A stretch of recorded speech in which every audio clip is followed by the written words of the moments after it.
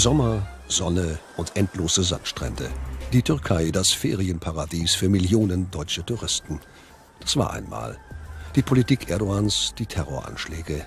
Wer jetzt noch in die Türkei reisen will, der macht das vor allem aus einem Grund. Wir haben einen super Tarif bekommen für diese 2 Wochen und das kann kein anderes Land mithalten. Spanien, Griechenland geht gar nicht. Italien ein Drittel teurer, wirklich. Klar macht man sich Gedanken, ja, oder man liest ja Nachrichten, man hört es, aber wissen Sie, solche Nachrichten gibt es überall auf der Welt. Egal, wo Sie hingehen, da müssten Sie daheim bleiben und gar nichts machen.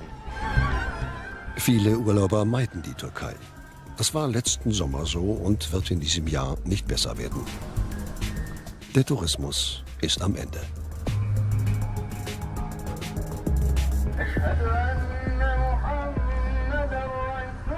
Leere Geschäfte, kein Umsatz für die Händler. Dass es in der kommenden Saison anders wird, das glaubt hier keiner. Ich weiß nicht, aber diese Saison ist scheiße. Saisonende. Keine Touristen, keine Geschäfte. Was machen? Immer neue Terroranschläge und auch noch die Flüchtlingskrise. Uns interessiert, wie trifft das alles die Millionen Menschen, die vom Tourismus leben?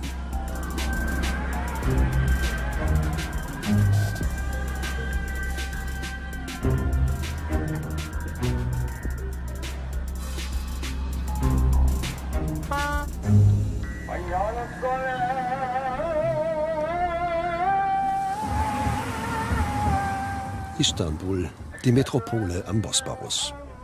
Früher trafen sich hier am Sultan-Ahmed-Platz in dieser Jahreszeit die Städtetouristen aus aller Welt. Inzwischen kommen nur die Einheimischen. Jetzt ist die Türkei für die meisten Urlauber nicht mehr das Land der Sehenswürdigkeiten, sondern ein Krisengebiet. Jetzt warten die Reiseführer vergeblich auf Kundschaft. Vor allem seit dem jüngsten Anschlag in der Silvesternacht mit 39 Toten. Cengiz Aladli, unser Reiseführer, hat in Deutschland studiert. Er meint, wegen der Terroranschläge kämen die Deutschen nicht mehr nach Istanbul. Im Januar 2016 hatte es auch eine deutsche Reisegruppe getroffen. Hier an diesem Obelisk ist es passiert. Ein Selbstmordattentäter des sogenannten Islamischen Staates hatte sich in die Luft gesprengt. Also kam eine deutsche Gruppe, Reisegruppe, hierher, also geführt mit der Reiseleiterin, unserer Kollegin. Und hierher, als die also der Reiseleiter spricht immer meistens hier, weil hier zu sehen sind. Und dann ein Mann, komisch ausgesehen, kam immer hinterher. Die Dame hat bemerkt, dass was passieren würde. Da hat gesagt, gehen Sie sofort weg. Viele sind weg, aber leider 10 Tote. Also er hat sich Selbstmord auch. Er hatte schon ganze, also Sprengstoffgürtel. Stoff bei ihm. Er ist auch schon weg. Bilder aufgenommen unmittelbar nach dem Anschlag. Mustafa abi canlı bomba. Mustafa abi. Canlı bomba, canlı bomba. Ölüler var şu anda. Çok sayıda yaralı ve ölü var, evet. 10 Urlauber sind sofort tot. 2 weitere sterben später im Krankenhaus. Seitdem herrscht die Angst in Istanbul. Ständige Polizeipräsenz am Sultan-Ahmed-Platz. Im letzten Jahr starben über 100 Menschen durch Terroranschläge.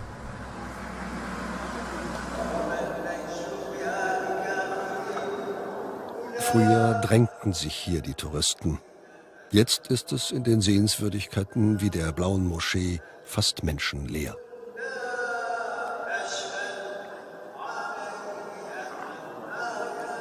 In der Türkei unter Erdogan spielt der Islam eine größere Rolle als früher. Doch den Islamisten geht das nicht weit genug.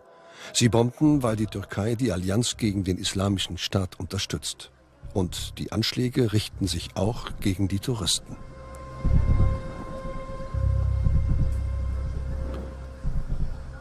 Diese beiden sind trotzdem gekommen, auch wenn viele ihnen abgeraten hatten. Früher war ja auch der Flieger voll eigentlich mit Touristen, deutschen Touristen, sage ich mal. Ich komme ja aus Deutschland. Und jetzt sehr, sehr wenig Touristen. Also waren kaum welche im Flieger, ne? Kaum, leider. Na klar ist im Hinterkopf dann jetzt auch ein bisschen Es könnte, aber nein, ich habe keine Angst und ich bin auch nicht unsicher. Tourismuskrise in der Türkei. Wie viele seiner Kollegen hat auch unser Reiseführer ein schlimmes Jahr hinter sich. Viele sind arbeitslos, viele Hotels sind zu und die anderen sind sehr billig. Wie geht's Ihnen da? Verdienen Sie genügend? Auch nicht. Geht doch mal zu den Verkaufsständen hier auf dem Platz, gibt er uns noch mit. Die verdienen auch alle nichts mehr. Şimdi 80 tane, 60 tane. 60 bis 80 Stück verkaufe ich heute, sagt der Maiskolbenverkäufer. Früher waren es 350 Stück oder so. Şimdi 60 tane, 70 tane. Kardeş. Nicht nur für ihn ist der Einbruch im Tourismus katastrophal. Auch im Restaurant nebenan werden die leckeren Fladen heute kaum Abnehmer finden. Um 7 Milliarden Euro ist der Umsatz der Hotels und Restaurants in der Türkei zurückgegangen. So die Bilanz von Fachleuten aus der Tourismusbranche.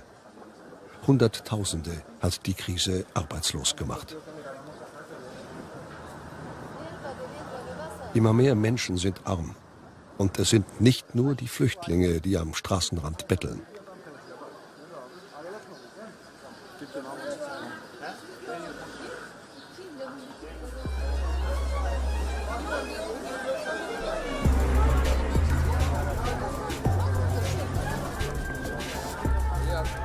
Der weltberühmte Gewürzmarkt, wenige Straßen weiter. Früher eine der Hauptattraktionen für zigtausende deutscher Urlauber. Und heute?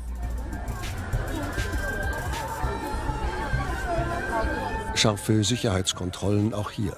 Touristen aus Europa sehen wir kaum, aber einige Besucher aus arabischen Ländern. Die umwirbt die türkische Regierung unter Staatspräsident Erdogan seit kurzem.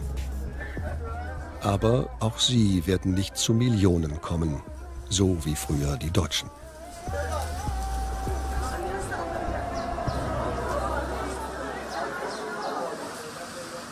Immer weniger Touristen, immer neue Terroranschläge.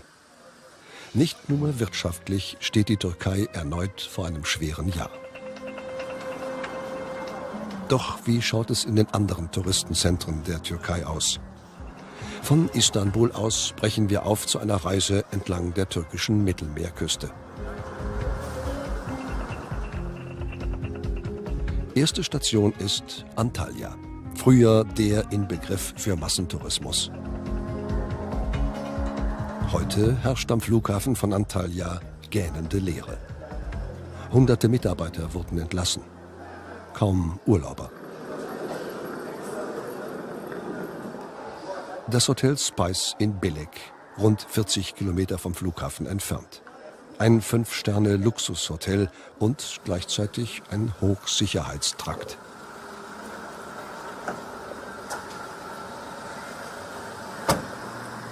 Die scharfen Kontrollen seien zwar lästig, erfahren wir, aber die Gäste wollen das so. Angst vor Bombenanschlägen, auch hier.